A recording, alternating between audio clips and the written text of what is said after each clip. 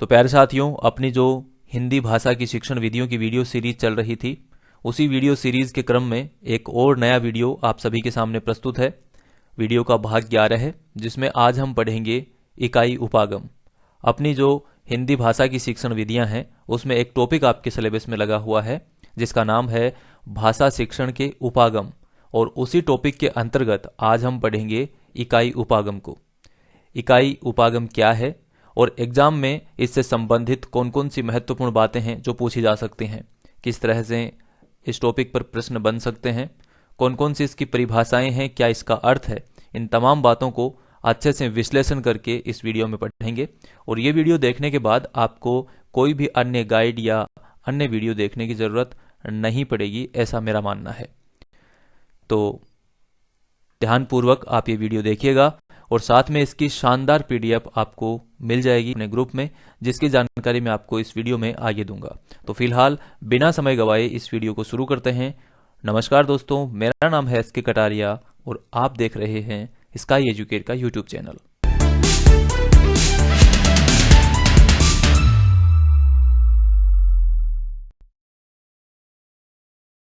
और आइए अब वीडियो में आगे बढ़ते हैं।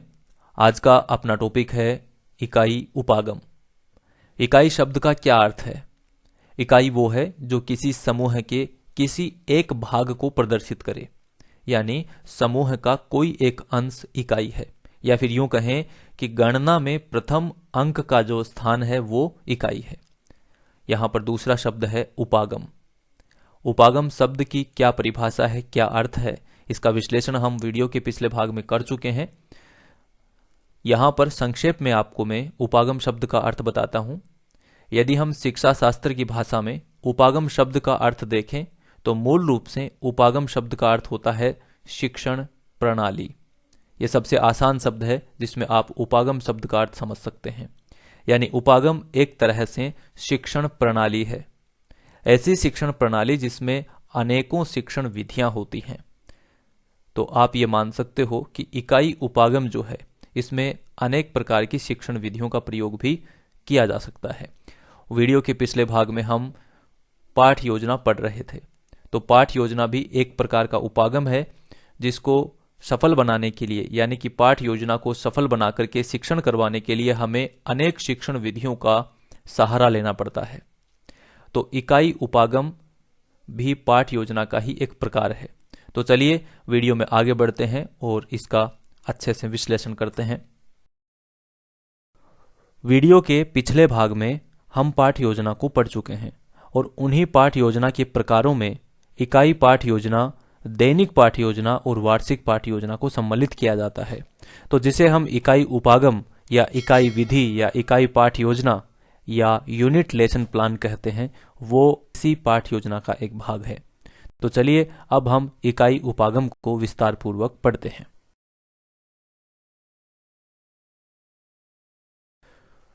दोस्तों, इकाई उपागम वर्तमान समय की सबसे प्रचलित शिक्षण प्रणाली में से एक है। इसके प्रवर्तक H.C. मॉरिसन माने गए हैं, जिन्होंने 1956 में इसका प्रतिपादन किया। लेकिन आपको यह भी समझना है कि इसका प्रयोग शिक्षा के क्षेत्र में 1920 से ही हो रहा है। अब आपको यहां पर एक कंफ्यूजन हो सकता है कि जब इसका प्रतिपादन ही 1956 में हुआ तो 1920 में इसका प्रयोग कैसे हो गया। तो आपको ध्यान से समझना है, मैं यहां पर यह नहीं बोल रहा हूं कि इस विधि का जन्म 1956 में हुआ। इसका जन्म 1920 से पहले ही हो गया था, लेकिन शिक्षा के क्षेत्र में इसका प्रयोग 1920 में हुआ। लेकिन इसका नामकरण जो है वो 1956 में हेनरी सी मॉरिसन के द्वारा दिया गया, तो वो इसके प्रतिपादक कहलाए। तो इससे पहले इसका क्या नाम था वो हम यहां पर नहीं समझ पाएंगे। इसको जिस भी नाम से पुकारा जाता होगा, लेकिन ये जो विधि है, जब इसका नामकरण दिया गया तब पता चला कि हाँ, यह तो 1920 से ही प्रयोग में ली जा रही है। लेकिन प्रतिपादन का श्रेय जिसको मिलेगा तो वो है हेनरी सी मॉरिसन। तो आपको यहां पर यह समझना है कि इकाई उपागम के प्रतिपादक H.C. मॉरिसन है। वर्तमान समय की महत्वपूर्ण विधि मानी गई है। कनाडा विश्वविद्यालय के प्रोफेसर थे कौन? H.C. मॉरिसन। उन्होंने 1956 में सबसे पहले पाठ योजना तैयार करने के लिए इकाई विधि दी थी, कि जब पाठ्य योजना तैयार किया जाए तो उसमें ये विधि के माध्यम से तैयार की जाए। बाद में शिक्षण विधि या शिक्षण प्रणाली के रूप में यह स्थापित हुई। और आइए अब बढ़ते हैं इकाई उपागम के अर्थ और इसकी परिभाषा की तरफ। तो मूल रूप से आप इसे इस तरह से समझ सकते हैं कि जो भी बच्चों का पाठ्यक्रम होता है उस पाठ्यक्रम को टुकड़ों में या खंडों में बांट लिया जाता है, जिसको हम हिंदी में इकाई भी कहते हैं। तो जो भी संपूर्ण पाठ्यक्रम है उसके हम छोटे छोटे खंड या छोटी छोटी इकाइयां बना लेते हैं और उन इकाइयों के लिए शिक्षण विधियां तय करते हैं, शिक्षण सामग्री तय करते हैं, मूल्यांकन के लिए विधि कौन सी काम में ली जानी है, ये सभी बातें पहले से ही तय कर लेते हैं। इस प्रकार इकाई योजना में संपूर्ण इकाई से संबंधित शिक्षण उद्देश्य पहले से ही तय रहते हैं, विषय वस्तु तय रहती है, शिक्षण विधियां कौन सी काम में ली जाती हैं ये तय कर लिया जाता है और सहायक सामग्री और मूल्यांकन कार्य आदि की स्पष्ट रूपरेखा पहले ही बना ली जाती है। तो मूल रूप से आप ये समझ सकते हैं कि पाठ्यक्रम की इकाइयां बना करके शिक्षण कार्य करवाया जाता है और जो विधियां जो टेक्नोलॉजी उसमें काम में लेनी है उसको पहले से ही तय कर लिया जाता है, उसकी एक रूपरेखा बना ली जाती है ताकि अध्यापक को शिक्षण के दौरान सहूलियत मिले और उसका शिक्षण सफल हो पाए। तो वर्तमान समय में यह इकाई उपागम जो है ये सबसे अधिक प्रचलित है। चलिए इसकी परिभाषाएं देखते हैं और कौन कौन सी विशेषताएं हैं वो भी देखेंगे। तो सबसे पहली परिभाषा है मोरिसन की। मूल रूप से तो आप अब ये समझ ही चुके हैं कि इकाई उपागम क्या है, लेकिन फिर भी परीक्षा की दृष्टि से हम इसकी कुछ परिभाषाएं देखते हैं। तो मोरिसन किस प्रकार से इसको परिभाषित करते हैं देखिएगा। इकाई वातावरण, संगठित विज्ञान, कला या आचरण का एक व्यापक एवं महत्वपूर्ण अंग होती है जिसे सीखने के फलस्वरूप व्यक्ति में सामंजस्य आ जाता है। इस तरह से परिभाषित करते हैं कौन? मोरिसन। अगली परिभाषा है थॉमस एम रिस्क के अनुसार। ये कहते हैं कि इकाई किसी समस्या या योजना या संबंधित सीखने वाली क्रियाओं की समग्रता या एकता को प्रकट करती है। तो इस तरह से परिभाषित करते हैं थॉमस एम रिस्क। और अपना जो एनसीईआरटी है वो किस प्रकार से इकाई उपागम को परिभाषित करता है देखिएगा। इकाई एक निर्देशात्मक युक्ति है जो निर्देश देती है, जो छात्रों को समवेत रूप में ज्ञान प्रदान करती है। यानी एक ऐसी युक्ति बताई गई है जो छात्रों को समवेत यानी कि ग्रुप में ज्ञान प्रदान करती है या एजुकेशन या शिक्षा प्रदान करती है। ये किसका मानना है? एनसीईआरटी का। ये आपको याद रखनी है सभी परिभाषाएं। अगली परिभाषा बोसिंग के अनुसार। इनका मानना है कि इकाई अर्थपूर्ण एवं एक दूसरे से संबंधित क्रियाओं की एक व्यापक श्रृंखला है जो विकसित होने पर बालकों के उद्देश्यों की पूर्ति करती है और उन्हें महत्वपूर्ण शैक्षिक अनुभव प्रदान करती है, जिसके फलस्वरूप उनके व्यवहार में वांछित परिवर्तन होता है। तो इस प्रकार से बोसिंग जो है ये परिभाषित करते हैं इकाई उपागम को या इकाई विधि को।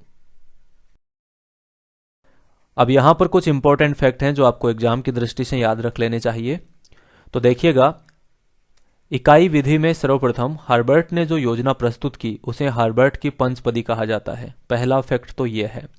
हर्बर्ट की पंचपदी क्या है इसके लिए विस्तार से वीडियो बनाया जा चुका है। इसके जस्ट पीछे वाला जो वीडियो था, वीडियो का भाग 10, उसमें पाठ्य योजना के बारे में बताया गया है और उसी में हर्बर्ट की पंचपदी के बारे में भी विस्तार से बताया गया है। तो वो वीडियो आप जरूर देखिएगा अगर आपको हर्बर्ट की पंचपदी समझनी है। दूसरा फैक्ट क्या है?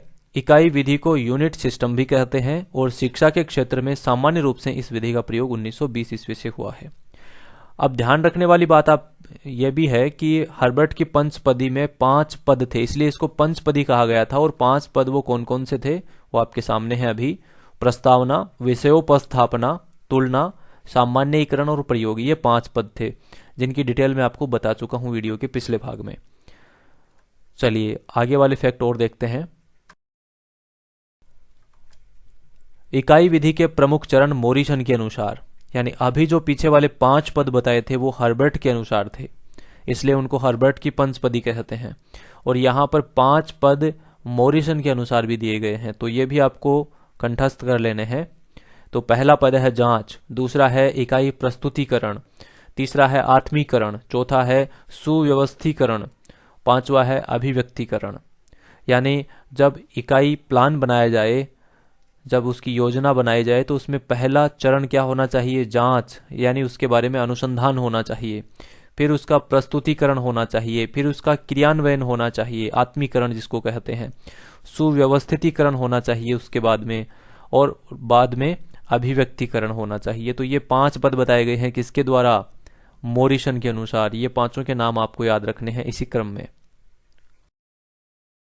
अब यहां पर देखिए, अगला फैक्ट ये है, अमेरिका के 2 शिक्षा शास्त्री, एक का नाम है कासबेल और दूसरे का नाम है कॉम्बेल, इन दोनों ने यह बोला कि इकाई जो है इसके 2 ही पद होते हैं।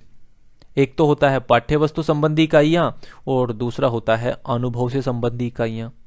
यानी ये मानते हैं कि एक तो जो आपकी पाठ्य पुस्तक है उससे संबंधित इकाइयां हो गई, और दूसरी अनुभव, जैसे विद्यालय में खेल कूद हो गया, विद्यालय में शैक्षिक भ्रमण हो गए, या कोई प्रैक्टिकल वर्क हो गया, उससे संबंधित इकाइयां। तो मूल रूप से वो ये कहते हैं कि 2 ही प्रकार की इकाइयां होती हैं। चलो ये भी आप याद रख लीजिए। थॉमस एवं रिस्क क्या कहते हैं? ये कहते हैं कि 3 पद होते हैं। तो इन्होंने सबने अपने अपने मतानुसार पद बता दिए हैं। तो थॉमस एवं रिस्क ये कहते हैं कि इकाई की प्रस्तावना ये 1 पद होता है, इकाई का विकास ये एक दूसरा पद होता है, और इकाई की पूर्ति ये तीसरा पद होता है। तो इसके 3 नाम भी आपको याद रखने हैं यहां पर। ये सारे फैक्ट एग्जाम की दृष्टि से पूछे जा सकते हैं, तो याद रखने हैं आपको। अब यहां पर देखिए, बाइनिंग एंड बाइनिंग जो है ये विरोध कर रहे हैं। ये कह रहे हैं कि इस विधि का प्रयोग जो है इसमें समय अधिक लगता है और बार बार पुनरावृत्ति करनी पड़ती है, इसलिए कक्षा में रस का वातावरण नहीं रहता, इंटरेस्ट नहीं आता स्टूडेंट्स को। तो वो ये कहते हैं कि इस विधि में समय अधिक लगता है, बार बार पुनरावृत्ति होती है, यानी कि दोहरान किया जाता है, बार बार रिपीट किया जाता है, इससे कक्षा का वातावरण भी नीरस हो जाता है। नीरस मीन्स रस रहित हो जाता है। तो ये कुछ फैक्ट आपको याद रखने हैं। अब यहां पर कुछ इंपॉर्टेंट तथ्य और हैं, तो देखिएगा।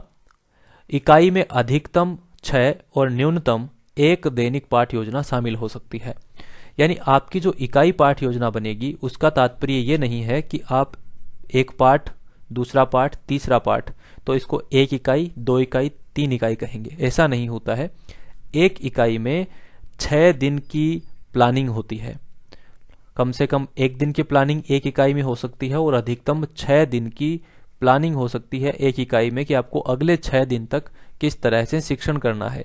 और यदि आप मान लीजिए 6 दिन का शिक्षण प्लान बनाते हैं, तो उसको हम इकाई योजना कहेंगे।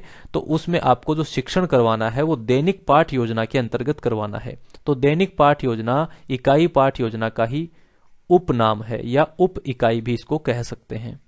यानी शिक्षण जो करवाएंगे ये आप डेली करवाएंगे, तो आपका डेली का एक और प्लान होगा अलग से, और 6 दिन का संपूर्ण प्लान जो होगा वो एक अलग होगा। तो 6 दिन वाला जो प्लान है वो आपकी इकाई योजना है, और आपका जो डेली लेसन प्लान है वो उप इकाई या दैनिक पाठ योजना है। तो समझिएगा कि 1 इकाई में अधिकतम 6 और न्यूनतम 1 दैनिक पाठ योजना शामिल हो सकती है, और 1 इकाई में अधिकतम 6 दिन या 1 सप्ताह तक शिक्षण कार्य किया जा सकता है। इससे ज्यादा होता है तो फिर आपको एक और इकाई बनानी जरूरी होती है। अतः इकाई को साप्ताहिक योजना भी कह सकते हैं। इकाई का शिक्षण दैनिक पाठ योजना के माध्यम से ही किया जाता है। यानी आपने 6 दिन का प्लान बना लिया, लेकिन आप हर दिन पढ़ाएंगे, तो आपकी हर दिन की एक दैनिक पाठ योजना और होगी। अतः दैनिक पाठ योजना को उप इकाई भी कहते हैं। इकाई के आधार पर ही दैनिक पाठ योजना का निर्माण किया जाता है, और इकाई को आधार योजना या आधार विधि भी कहते हैं, क्योंकि इकाई के आधार पर ही सारे पाठ योजनाएं चलती हैं। इकाई निर्माण सप्ताह के अंतिम कार्य दिवस पर आगामी सप्ताह के लिए किया जाता है। यानी यह सप्ताह जब एंड होने वाला होता है और इसका अंतिम दिन जो है उस दिन अगले सप्ताह के लिए हम लेसन प्लान करते हैं, और हम एक और इकाई बनाते हैं जो हमें अगले सप्ताह में पढ़ानी होती है। और आइए अब समझते हैं कि इकाई योजना का महत्व क्या है। Importance of unit plan. इकाई योजना के आधार पर शिक्षक शिक्षण कार्य से पूर्व विषय वस्तु के संबंध में चिंतन करता है। यानी वह यह चिंतन करता है कि विषय वस्तु जो है उसका प्लान किस तरह से करना है, कौन सी शिक्षण विधियां उसमें शामिल करनी है, कौन सी शिक्षण सामग्री शामिल करनी है, कौन सा मूल्यांकन का तरीका शामिल करना है। तो यह सभी चिंतन वह शिक्षण से पूर्व करता है, जो भी विषय वस्तु होती है उससे संबंधित चिंतन करता है। इकाई योजना दैनिक पाठ योजना का आधार पत्र है, यानी इकाई योजना है वो दैनिक पाठ योजना का आधार पत्र है। अर्थात इसको हम इस तरह से समझ सकते हैं कि दैनिक पाठ योजना जो बनती है वो इकाई योजना के आधार पर ही बनती है। दैनिक पाठ योजना में कितनी विषय वस्तु रखनी है तथा किस प्रकार उसको प्रस्तुत करना है, इस हेतु इकाई योजना एक आधार प्रस्तुत करती है। तो ये बात आपको समझनी है कि इकाई योजना है वो पूरे 7 दिन का प्लान होता है, पूरे 6 दिन का, माफी चाहूंगा, सप्ताह में 7 दिन होते हैं लेकिन एक संडे आ जाता है, इसलिए 6 ही दिन शिक्षण कार्य हो पाता है। तो 6 दिन का आधार प्रस्तुत करता है कि आपको अगले 6 दिन कितनी कितनी विषय वस्तु कितने दिन में टीच करनी है या पढ़ानी है। तो एक आधार का कार्य करती है। इकाई योजना यह निश्चित करती है कि संपूर्ण इकाई के शिक्षण के माध्यम से किन उद्देश्यों को प्राप्त करना है, यानी जब यह इकाई हम पढ़ा चुके होंगे तो हमें क्या प्राप्त होगा, क्या उद्देश्य प्राप्त होंगे, तो उनको पहले ही यह तय कर लेती है। ठीक है, पहले ही निश्चित कर लेती है। इकाई योजना संपूर्ण इकाई के लिए विषय वस्तु का विश्लेषण प्रस्तुत करती है, यानी इकाई योजना जो है वो संपूर्ण इकाई के लिए एक विषय वस्तु का विश्लेषण कि क्या क्या शिक्षण के दौरान होना है, क्या उद्देश्य प्राप्त होने हैं, क्या इसका रिजल्ट हो सकता है, ये पूरा विश्लेषण पहले ही प्रस्तुत करती है। कौन? इकाई योजना या इकाई उपागम। इसके आधार पर निश्चित किया जाता है कि इकाई में पूरी वस्तु को कितने कालांशों में और अगले कितने अध्यापन बिंदुओं के रूप में प्रस्तुत करना है। इकाई योजना में यह भी लिखा रहता है कि संपूर्ण इकाई के विभिन्न अध्यापन बिंदुओं का किन किन विधियों के माध्यम से शिक्षण किया जाएगा। तो साधारण सी भाषा शैली है, मेरे हिसाब से आप समझ पा रहे होंगे। यदि कोई भी डाउट है तो कमेंट कर दीजिएगा, नेक्स्ट वीडियो में उसको दूर कर दिया जाएगा। इकाई योजना में यह भी निर्धारित किया जाता है कि शिक्षण को सरल एवं प्रभावशाली बनाने की दृष्टि से कौन कौन सी सहायक सामग्री का किस प्रकार प्रयोग किया जाएगा, यानी पढ़ाते समय कौन कौन सी ऐसी सामग्रियों का हमें जरूरत पड़ेगी और किस प्रकार से उसका उपयोग किया जाएगा, ये सभी पहले से ही इकाई योजना में निर्धारित कर लिया जाता है। इकाई योजना के अंतर्गत यह भी निश्चित किया जाता है कि इकाई के शिक्षण एवं छात्रों के अधिगम का मूल्यांकन किस प्रकार किया जाएगा। ठीक है, मूल्यांकन और अधिगम किस प्रकार किया जाएगा ये भी पहले ही तय कर लिया जाता है। इकाई योजना में अध्यापक एवं छात्रों की कक्षागत क्रियाओं को लिखा जाता है कि इस बिंदु में अध्यापक क्या क्या क्रिया करेंगे तथा प्रत्युत्तर में छात्र के रूप में कौन कौन सी क्रिया छात्र करेंगे। छात्र के प्रत्युत्तर के रूप में, माफी चाहूंगा, कि अध्यापक छात्र के प्रत्युत्तर के रूप में कौन कौन सी क्रिया करेंगे। तो मूल रूप से आप ये कह सकते हैं कि आपको जो भी शिक्षण करवाना है इकाई योजना के अंतर्गत वो पहले से ही पूरा तैयार कर लिया जाता है, उसका एक प्रारूप जो आपको अगले 7 दिन में, यानी कि आज इकाई बनी है तो अगले 7 दिन में आपको पढ़ानी है। इसमें ये कोई जरूरी नहीं है कि 7 दिन ही पढ़ाएं, उसमें आप केवल 1 दिन का इकाई प्लान भी बना सकते हैं। कम से कम 1 और अधिकतम 7 दिन ये होता है। तो इस तरह से यहां पर कंप्लीट हो रही है आपकी इकाई पाठ योजना या इकाई उपागम। तो प्यारे साथियों, मुझे उम्मीद है कि ये वीडियो आपको जरूर समझ में आया होगा। अगर आपको कोई भी डाउट है इससे संबंधित तो आप निसंकोच कमेंट कर दीजिएगा, आपके उस डाउट को दूर कर दिया जाएगा। यदि आपको यह वीडियो पसंद आया है तो आप अपने दोस्तों के साथ ज़रूर शेयर करें और आप वीडियो को लाइक करके मेरा मनोबल भी बढ़ा सकते हैं। और यदि आपने अभी तक चैनल को सब्सक्राइब नहीं किया है तो सब्सक्राइब कर लीजिए, ताकि जैसे ही अगला वीडियो इसका अपलोड किया जाएगा तो आपको उसका नोटिफिकेशन भी मिलेगा।